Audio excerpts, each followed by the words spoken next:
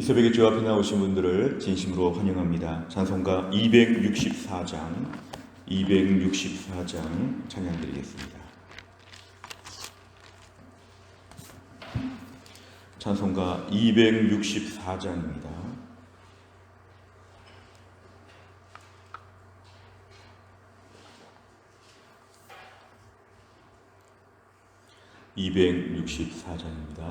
정결하게 하는 셈이 나의 앞에 있도다. 성령께서 권고하신 죄 씻으라 하시네. 찬양하리 죽임 당한 어린 양 주께 영광 돌리어라.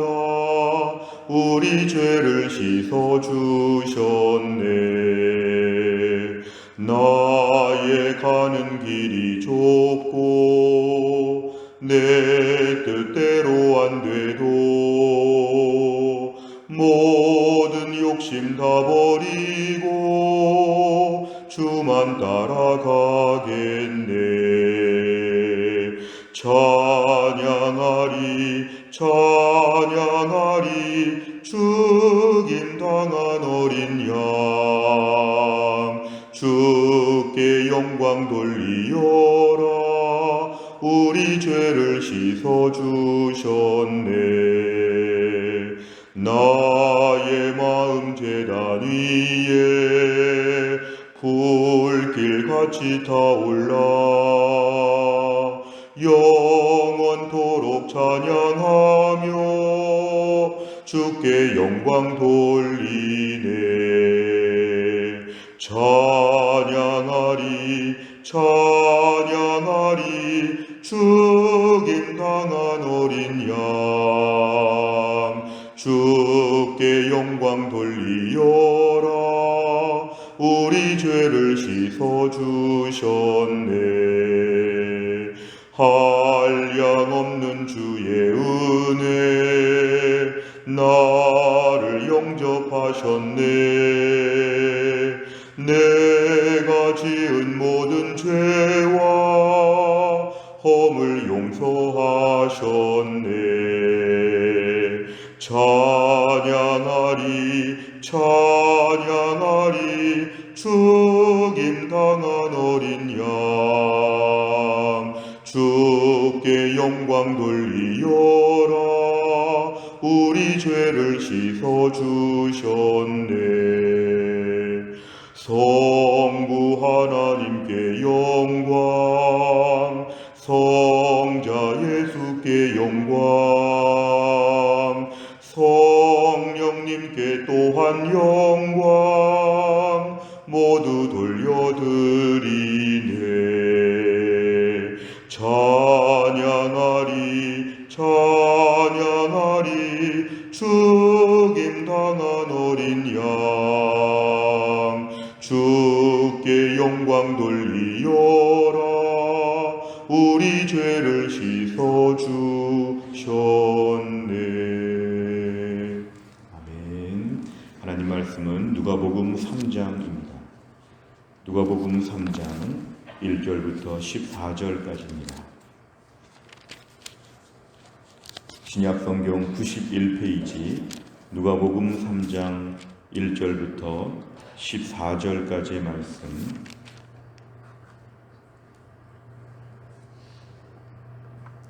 누가복음 3장 1절부터 14절까지의 말씀 저 한 절씩 교독하겠습니다. 디베료 황제가 통치한 지 15해 고 본디오 빌라도가 유대의 총독으로 헤롯이 갈릴리의 분봉왕으로 그 동생 빌립이 이두레와 드라고니 지방의 분봉왕으로 루사니아가 아빌레네의 분봉왕으로 안나스와 가야바가 대제사장으로 있을 때에 하나님의 말씀이 빈들에서 사가라의 아들 요한에게 임한지라. 요한이 요단강 부근 각처에 와서 죄사함을 받게 하는 회개의 세례를 전파하니 선지자 이사야의 책에 쓴 바 광야에서 외치는 자의 소리가 있어 이르되 너희는 주의 길을 준비하라. 그의 오실 길을 곧게 하라. 모든 골짜기가 메워지고 모든 산과 작은 산이 낮아지고 굽은 것이 곧아지고 험한 길이 평탄하여질 것이요 모든 육체가 하나님의 구원하심을 보리라 함과 같으니라. 요한이 세례받으러 나오는 무리에게 이르되 독사의 자식들아 누가 너희에게 일러 장차 올 진노를 피하라 하더냐. 그러므로 회개에 합당한 열매를 맺고 속으로 아브라함이 우리 조상이라 말하지 말라. 내가 너희에게 이르노니 하나님이 능히 이 돌들로도 아브라함의 자손이 되게 하시리라. 이미 도끼가 나무 뿌리에 놓였으니 좋은 열매 맺지 아니하는 나무마다 찍혀 불에 던져지리라. 무리가 물어 이르되 그러면 우리가 무엇을 하리이까? 대답하여 이르되 옷 두 벌 있는 자는 옷 없는 자에게 나눠줄 것이요 먹을 것이 있는 자도 그렇게 할 것이니라 하고 세리들도 세례를 받고자 하여 와서 이르되 선생이여 우리는 무엇을 하리이까 하매 이르되 부과된 것 외에는 거두지 말라 하고 군인들도 물어 이르되 우리는 무엇을 하리이까 하매 이르되 사람에게서 강탈하지 말며 거짓으로 고발하지 말고 받는 급료를 족한 줄로 알라 하니라. 아멘. 오늘 본문의 말씀은 다시 세례 요한에 대한 이야기가 오늘 본문에 등장하고 있습니다.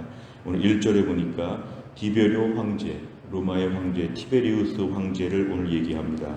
그 황제가 통치한 지 15년 차가 되었을 때 본디오 빌라도가 유대의 총독으로 부임하고 헤롯, 빌립, 루사니아 이런 사람들이 지금 각각의 분봉왕으로 세워진 때를 얘기하고 있습니다. 이것은 이 신약의 모든 성경 말씀이 구체적인 역사적인 배경을 가지고 있다는 뜻입니다. 많은 사람들은 성경을 허구에 가까운 이야기라고 하지만 성경은 분명한 역사적인 배경이 있고 역사 속에서 펼쳐지는 하나님의 일하심이 드러나기 때문에 오늘 1절에서는 이 때를 특정하고 있습니다. 구체적으로 어느 때인가를 연도까지도 정확하게 지금 얘기하고 있습니다. 2절에 보니까 안나스와 가야바가 대제사장이다. 보통은 한 명인데 오늘 두 명의 이름이 등장하고 있습니다. 앞에 안나스는 로마에 의해서 퇴위가 되었고 새로 가야바 한 명이 지금 그 직분을 감당하고 있습니다. 대제사장의 직무를 가야바 혼자 담당하는데 성경은 통상 이 두 사람을 다 함께 이렇게 제시하고 있습니다. 자, 보면 하나님의 말씀이 빈들에서 광야에서 사가랴의 아들 요한에게 임했다고 했습니다. 하나님의 말씀이 외딴 곳에 혼자 있는 요한에게 임했다는 것, 이제 하나님께서 요한을 쓰시는 장면입니다. 3절에 보니까 요한은 주로 요단강 부근 각처에서 세례를 전파하게 됐는데 요한의 세례는 회개의 세례이다. 결국 회개하여 하나님 앞에 나오고 예수님께 나올 수 있도록 이 세례의 특성은 자기 죄를 돌이켜서 마음이 아파하고 회개하는 그러한 세례였습니다. 오늘 4절에 보니까 4절과 5절과 6절에서는 이사야 40장의 말씀을 인용하여서 이제 예수님께서 오실 날을 너희는 준비하고 예비하라. 이제 모든 장애물들이 다 없어지고 하나님의 구원하심을 볼 날이 드디어 우리에게 임박했다. 말라기 이후에 400년의 침묵을 넘어서 이제 하나님께서 메시아를 보내주신다고 하는 것, 그리고 우리는 그의 길을 준비하고 예비해야 된다는 것, 예수님의 오실 것을 위해서 심령을 준비시키는 일을 지금 세례 요한이 감당하고 있습니다. 오늘 7절에 보니까 그래서 많은 사람들이 지금 나왔습니다. 메시아가 정말 오실까 기다리는 마음으로 많은 사람들이 나왔는데 오늘 요한은 매우 강하게 말합니다. 독사의 자식들아, 독사의 자식들아.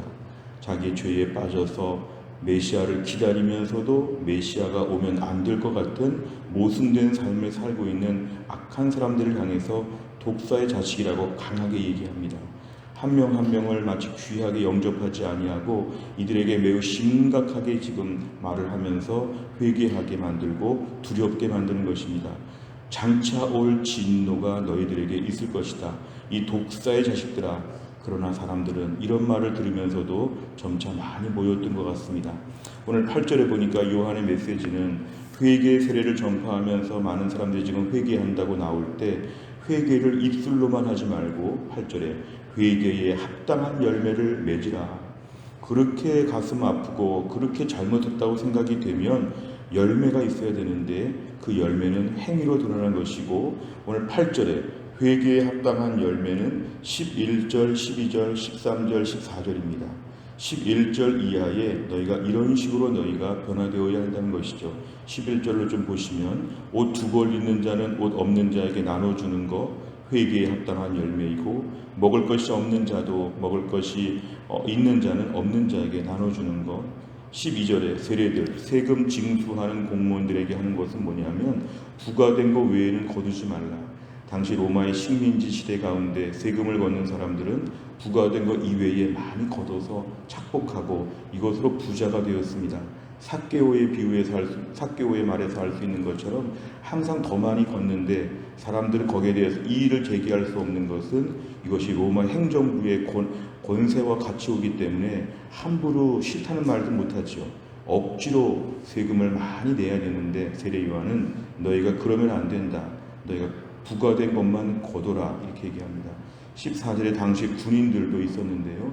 군인들은 뭘 해야 될까? 사람에게서 강탈하지 말며 돈을 강제로 빼앗지 말고 거짓되게 고발해서 뭔가 어렵게 하지 말고 군인들로서의 받는 급료를 족한 줄로 알라는 것은 그냥 받는 월급으로 그냥 생활하지 그 위에 나쁜 짓 해서 돈 벌지 말라는 것으로 그렇게 얘기합니다.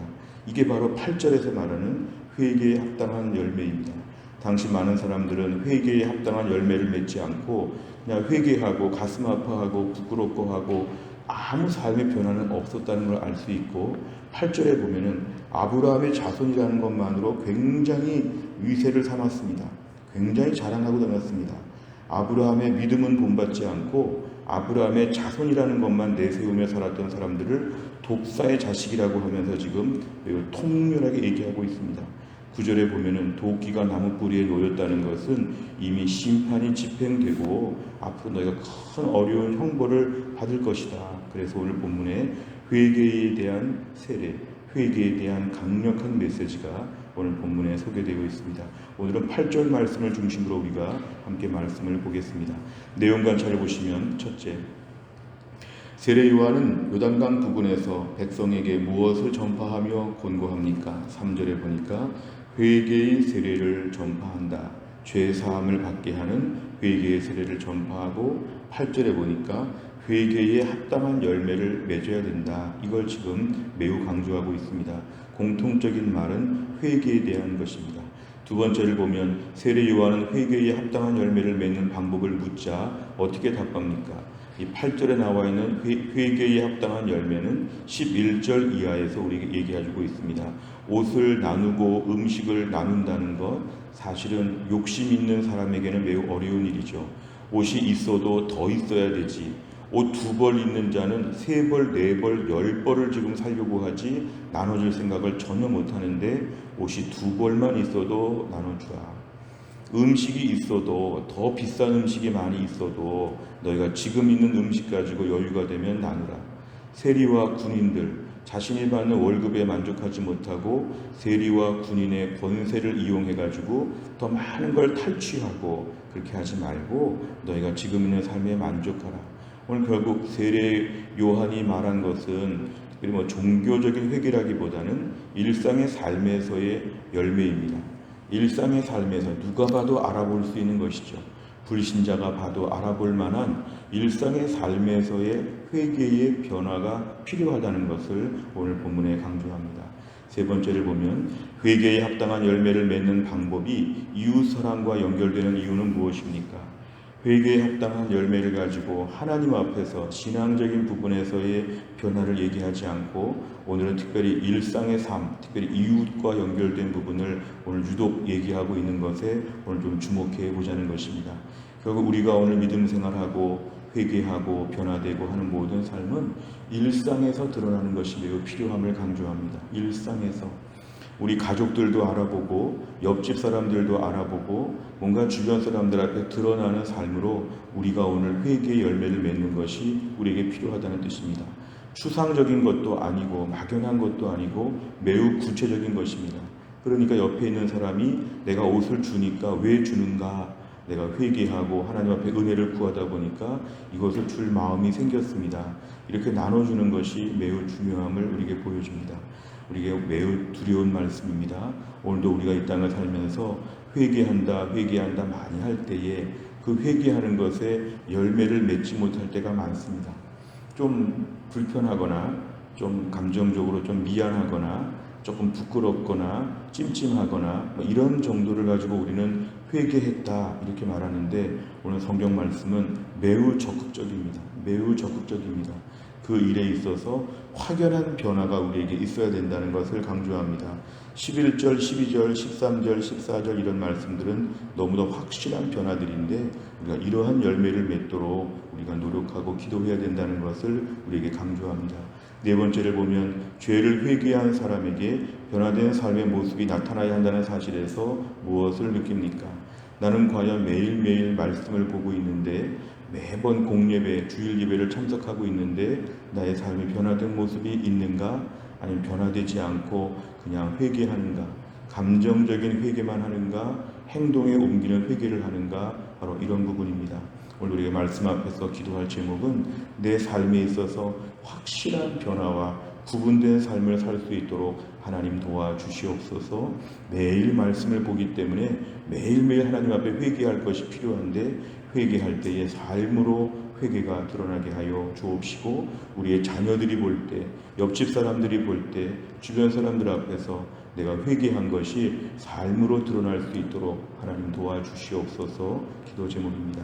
다섯 번째를 보면, 내가 감정적 회개에 머물지 않고 행동까지 변화되기 위해 노력한 때는 언제입니까? 예수님의 제자로서 회개에 합당한 삶의 열매를 맺기 위해서 무엇을 결단하겠습니까? 오늘 말씀 앞에서 또 결심하는 것이죠. 한번 이렇게 해보시면 어떨까 싶습니다. 설교 말씀을 듣고 아니면 내가 큐티를 하고 성경을 통독하면서 한 가지씩의 변화를 추구해 보는 것입니다. 오늘 이렇게 해보겠다. 그리고 마음에 결심하는 것도 필요하지만 행동으로 보여주는 것을 의도적으로 한 가지씩만 노력해 보는 것입니다.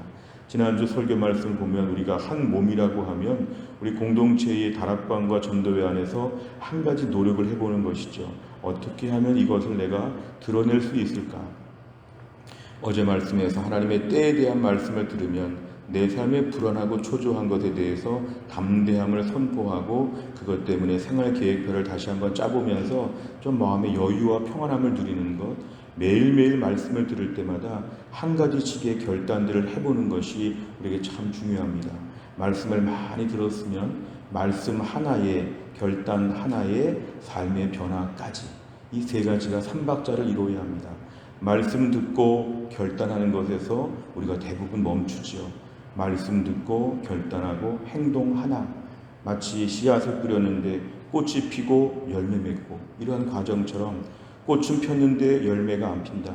우리에게 말씀 듣고 결단하고 변화하는 삶을 살게 하여 주시옵소서. 우리가 오늘 말씀 앞에 우리 모두에게 주시는 말씀입니다. 새해에 매일매일 회개에 합당한 열매를 잘 맺는 우리 모두가 될 수 있기를 간절히 바랍니다. 기도하겠습니다.